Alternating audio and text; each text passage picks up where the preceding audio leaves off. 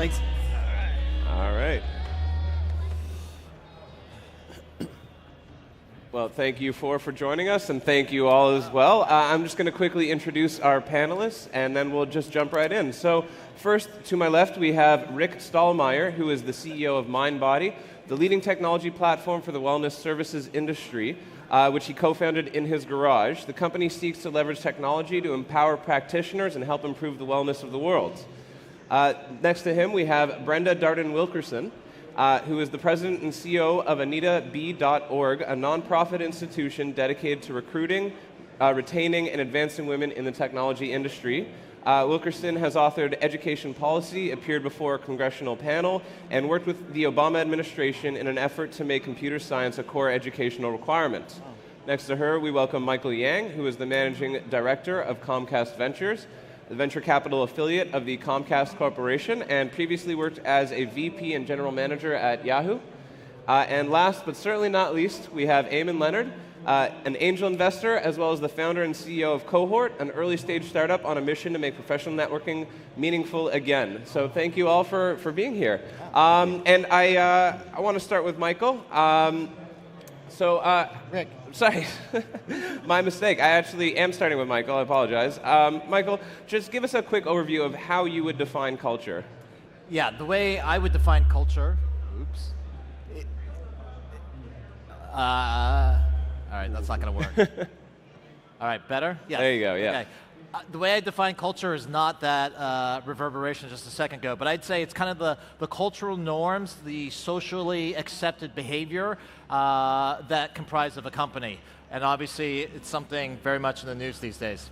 Absolutely. And Brenda, why is it so much in the news these days? Why is everyone putting such an emphasis on culture? Why does it matter? Well, because we've actually been witnessing a number one toxic culture. And one of the things I'd like to say about that is many times people will confuse the office environment from culture. And, so having a ping pong table or beer in the refrigerator or being able to bring your pet to work, that's really the office work environment. Culture is something that's very much deeper, and some of that is what we've been witnessing. Culture should be about the values of the organization, and we know that people will stay more engaged around an organization when they are committed to what they believe the culture is all about.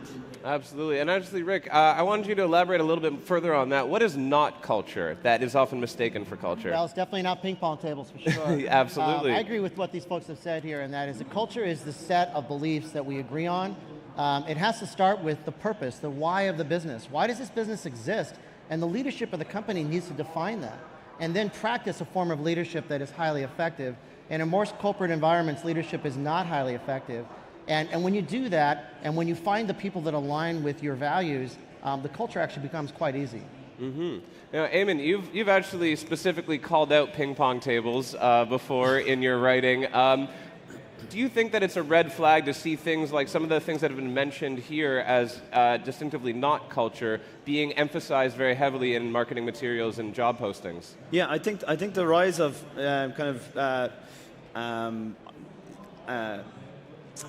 what I would call privileges in the office environment probably stem from people wanting to emulate what they saw as early Silicon Valley culture, where maybe we're a little bit left brain thinking more creative people need a bit more of a creative space to live in.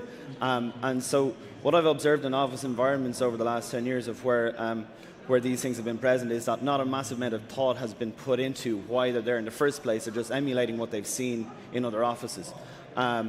There's nothing necessarily wrong with having a ping pong table in an office, but if that is your definition of culture, then you're doing it wrong. Never mind the fact that actually trying to get some work done when there's that's pretty annoying. Yeah, that would be annoying. Right? So a few years ago, I sold my company to a Bay Area enterprise, and we set up a Dublin office. And one day, we're all just working away, and a ping pong table arrives. We didn't order it. We don't know how it got there. After a couple of phone calls, head office had decided this was something they were going to put in. And it made me wonder if I'd made the right decision or not to sell. So it's actually a red flag in your mind? Yeah, absolutely. So then as both a founder and an investor, when you're visiting with other companies in the Valley or elsewhere, what are you looking to see? What is a positive sign for you in terms of culture? So straight away is who the people are, because no matter what you do, let's say if you don't even think about culture, the very fact you have a bunch of people together collaborating on something, culture is going to exist. And as a leader or part of the management, or even just as an employee, you got to be aware that negative culture, toxic culture will arise if you don't try to work on it. So it has to be something that consciously from day one leadership and management are working on. So key part of that is diversity of hires. So if you hire a bunch of people that look and sound just like you, you're going to create a monolithic culture where values and principles, they may be from your perspective positive, but they're going to be biased towards your worldview. Mm-hmm. So if you're 20 people and you all look like me, white dudes with beards, and you're building a consumer product, you're probably going to be more biased towards people who are white dudes with beards, mm-hmm. in terms of how you build, support, and sell that product. But that's just from the business side. From a more a wider positive culture perspective, the more diversity that you bring in, the more backgrounds, the more perspectives that you bring into your team, the more dynamic your culture will be, and be able to probably roll with the punches in terms of responding to market forces, responding to competitors, being able to hire and recruit, being able to eventually scale your business. Mm-hmm. And Brenda, I want to ask, can culture sort of be determined at the top and dictated or mandated? How do you come up with that? And as a CEO or a leadership role in the company, how do you bring about that culture? So it's really important what you said, the difference between dictating a culture and cultivating the culture. I think no one likes a dictator, so no one likes to have their behavior or attitudes mandated. But I feel it is the job of the leader or the CEO to cultivate the culture, to lead by example, and to show people what he or she values. And then the culture can be built around that. I think the important thing for startups to think about is it's easiest to cultivate your culture when you're small. It's easy when you're 5 or 10 or 15. If you wait until you're 50 or 70 or 700 or 7,000, then you're in that place where if you haven't worked on it before and it's become toxic, I like what you said before about, if you don't work on it, it becomes this own thing and it's normally not good. Then it's hard, and then you're talking about dictating something. Right. But starting from the beginning and modeling good behavior and saying these are the types of attributes and actions and attitudes that feed our culture is the best way to make sure it's green and healthy. Well, the culture can't be dictated from the top, but the culture has to be owned by the top leadership of the company. So as a CEO of MindBody, yes, I do define what the culture is of the company, because I have to live it, eat it, and breathe it. It has to be 100% of what I stand for, because if I don't, that's the worst scenario. Absolutely. And I think diversity is part of a set of values, and certainly one that we embrace at MindBody. And so the way that we did at MindBody, there was a core team, literally the garage team, and we asked ourselves after about 4 years, what were the defining things? When we saw the team members that had come in that had been successful, that were a joy to work with, who had added their own unique value, what characteristics that they had, and that's how we defined our core values.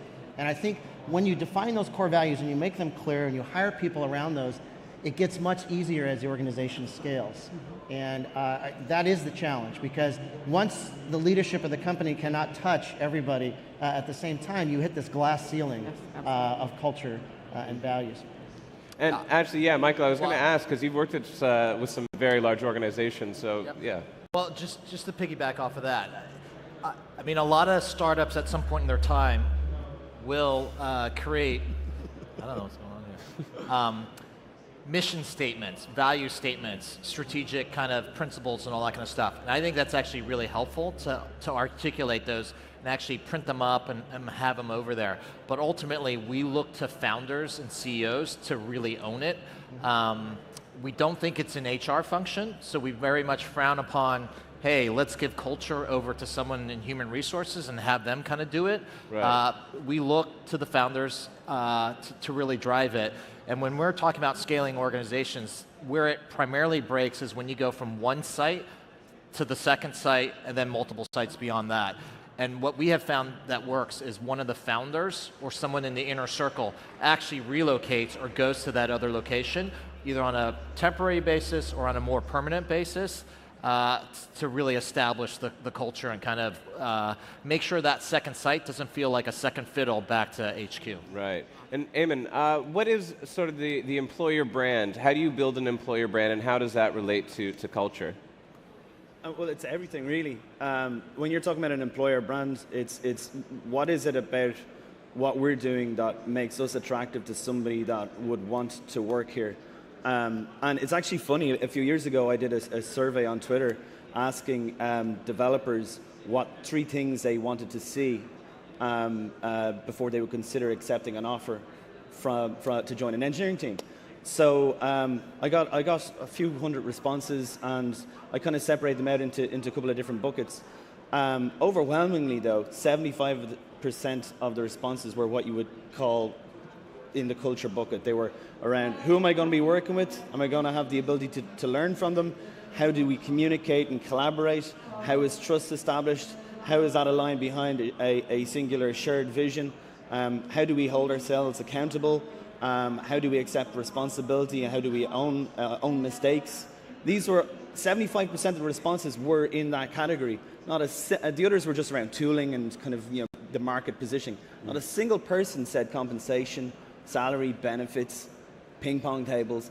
Nobody said any of that. It was 75% of these responses from developers when it came to taking an offer from an engineering team was about people. Mm-hmm. How am I going to fit in, and what is the opportunity for me to grow as a person? Mm-hmm. So when it comes to employer brand, that's really what it all comes down to, is how can I as an employer create an environment that is attractive to somebody that wants to improve themselves and hopefully enjoy the process. Right. Well, as an employer, and Brenda, how would you sort of define that personality that you're looking for? Because it's one thing to say this is the culture we're trying to build, but how do you then add members that you know are going to help expand that culture in the right direction? Well, for me, every business is a people business. And so ultimately it's about who are the people that we serve, and are the people that we add to our team always mindful of that?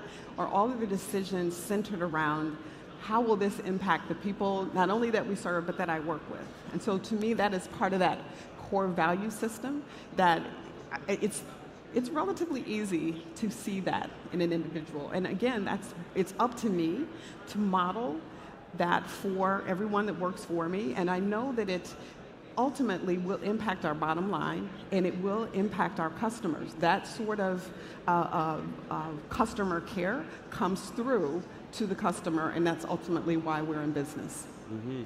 Rick, how do you sort of determine when you've got a bunch of candidates that you're considering, how do you kind of pick and choose, how do you ask the right questions to get at what sort of cultural fit they might be? Sure, we look for it. Well, we use our core values in our interview process, and so the number one thing we're looking for is people who are purpose-driven. They actually want their work to matter. They're hungry for that, and they believe that their work can improve the world. And that's not just this throwaway phrase. They truly embrace that and MindBody's purpose. Second, that they're humble and helpful and caring and happy. They actually enjoy working as a team, and they play well with others. That's a distinctive characteristic, and I'm not sure that it can be taught. Next, that they're committed to continuous growth and evolution. None of us can stand still in our careers, and we certainly can't stand still as an organization. So we look for those characteristics. And when you get that right, the rest of it really gets much easier. Mm-hmm. Eamon, you've called out the ping pong tables, you've called out a few other things as distinctively not culture. What do you think would be a red flag for you right away, sort of walk away from the situation because this is somebody that's got culture just totally wrong? I think you have to look at the leadership, particularly the founders. Well, first of all, let's assume the founders are still there. Right. There are times where founders, they get to a certain scale and they don't want to be CEO, and so a professional CEO comes in. But if the leadership team doesn't comprise of any of the original founders, then that to me indicates that the original energy that the culture would have been seeded from is gone. And then that informs vision, that informs how the team collaborates. And so maybe if the leadership isn't representative of the original founders in some way, then that would be a flag for me. There does come a point though where you know, the bigger the team, the harder it is to scale. And but like all great things, you know, the foundation is really what matters. And I think culture is actually something you have to figure out in the first 1 to 10 people. If you haven't figured it out by then, by the time you get to 30, the cracks are going to start to show. By the time you get to 100, especially if you're going through a growth phase, then it's very hard to retrofit some kind of positive elements or aspects of what you want your culture to be at that point.